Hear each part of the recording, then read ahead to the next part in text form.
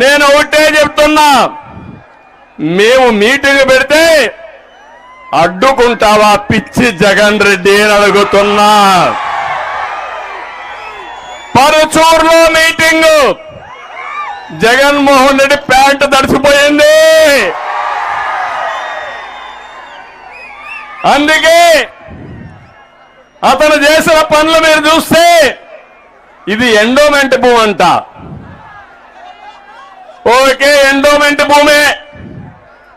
ఒక రైతు స్వచ్ఛందంగా నేను ఈ పార్టీ కోసం మీటింగ్ కోసం నేను ఈ భూమి ఇస్తున్నానని ఇచ్చాడు. అతనిని మనస్ఫూర్తిగా అభినందిస్తున్న. ధైర్యానికి శభాష్. గట్టిగా చప్పట్లు కూడా చెప్పండి, అభినందించండి. అదే తిరుగుబాటు.